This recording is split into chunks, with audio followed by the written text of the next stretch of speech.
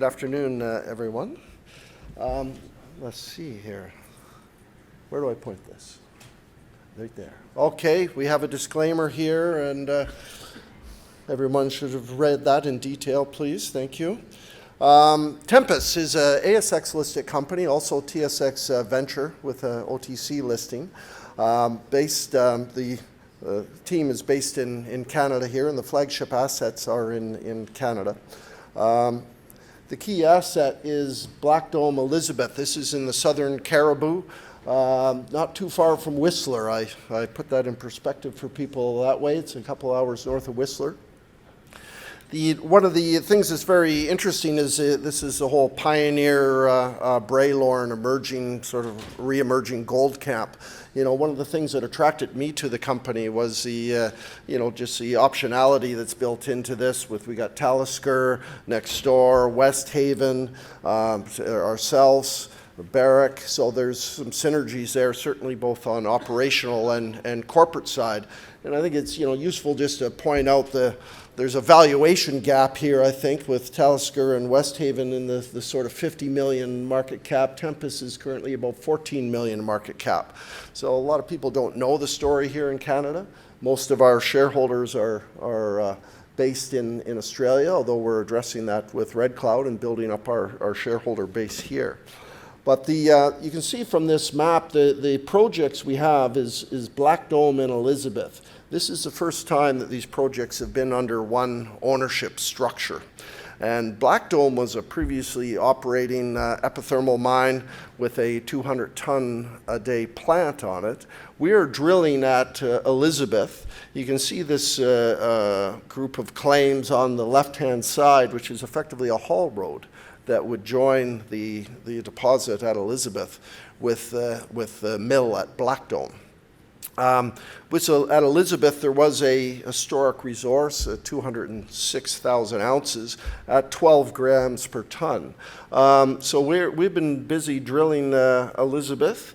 You can see here is we have a total of 6 veins in development, and you see on the, I guess it's the left-hand side, the stars that are on there show visible gold intersections.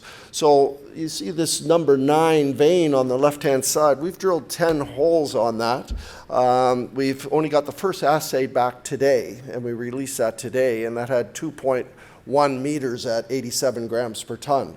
So that is indicative of the sort of grades we see on this project. The veins are from 1 to 5 meters, and typically in the sort of, especially where there's visible gold, we're hitting in the sort of 100 grams or more. So this is, most of the historical resource was associated with the southwest vein that's in the middle. We discovered this blue vein. This is just to the west, and it's 120 meters between these veins on surface. And we discovered that blue vein last year with a drill hole where we got a 34 grams over a meter. And so this year we've done a lot of drilling on the blue vein, a lot of drilling on the number 9 vein. Our plan is to get an updated resource statement out in the first quarter of next year. With assays, we'll probably be receiving assays almost up until the end of the year. And then with the mill that I'll talk about, this is really a story where we're looking at bringing this into production in a short period of time. Here on the cross section, this is the southwest vein, just to give you an idea of some of the grades here. I don't know if you can see them all, but the 2104, 4 meters at 30 grams, 1 meter at 33 grams. You can see 2 distinct sort of ore chutes or high grade zones. And this is what we're also seeing on the blue vein, which I mentioned we just discovered last year. It's 120 meters distance apart. Similarly, the drilling is sort of showing us that there's 2 very high-grade zones. We have about 400 meters in sort of strike length overall, and you can see some more holes VG. We're still waiting on this. We've had 8 intersections over an ounce per ton on this since we started drilling it last year. So it's likewise developing like the southwest vein. Here's what it looks like on an overall cross-section to kind of give it into perspective.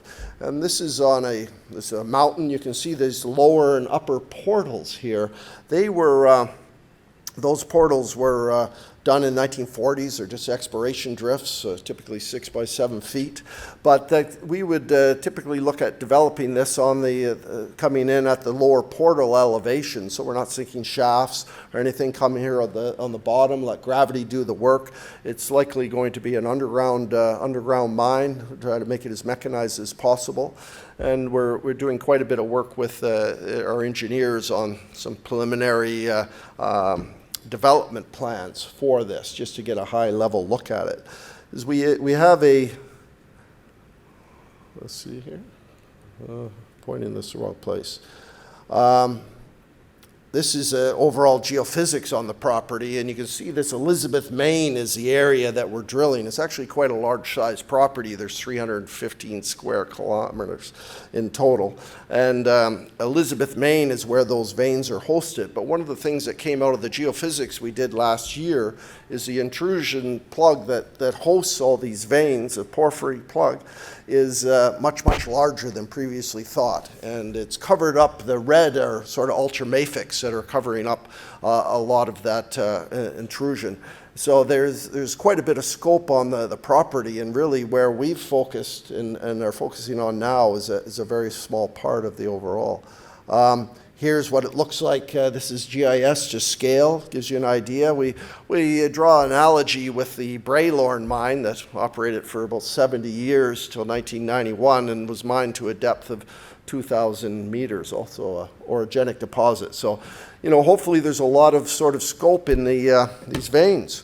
But this is the mill that, as it is today, and it only operated for 5 years, and it was operated at 22 grams per ton from source, with ore sourced from Black Dome.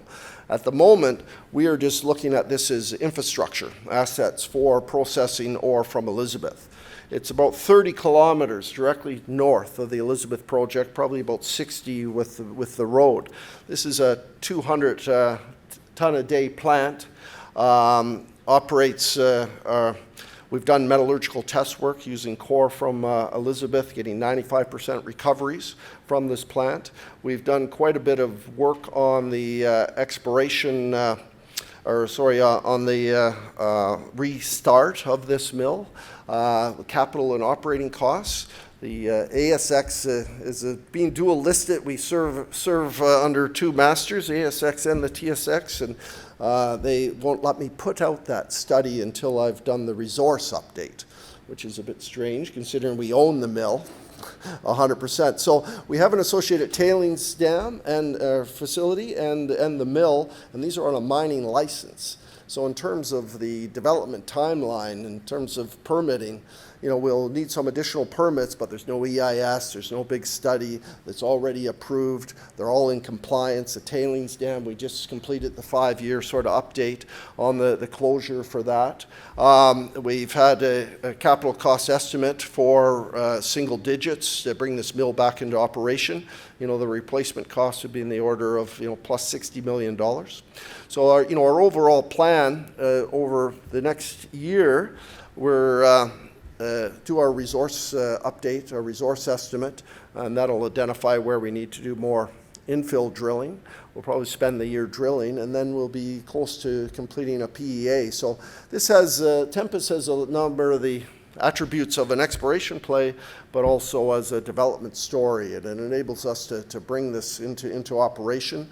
At the 200 ton a day plant, if we take the average, the historical grade of the resource was 12 grams, and that's what we're targeting at Elizabeth, that would give you about 25,000 ounces a year. So that's really our plan, to bring this into operation at in that sort of ballpark production level, 25,000 ounces a year. And with the extremely high grade of this, you know, our preliminary in-house numbers look pretty attractive.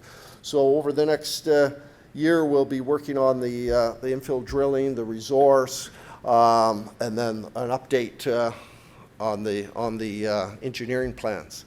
The company also has some assets in Ecuador. These are early stage. These were acquired right after the company listed in Australia in 2018. They're in a great neighborhood. They're in a copper, porphyry, gold belt. We're adjacent to Lundin Gold's Fruta del Norte that's producing, 450,000 ounces a year. We're 17 kilometers from Mirador, which the Chinese are operating at 20 million tons a year.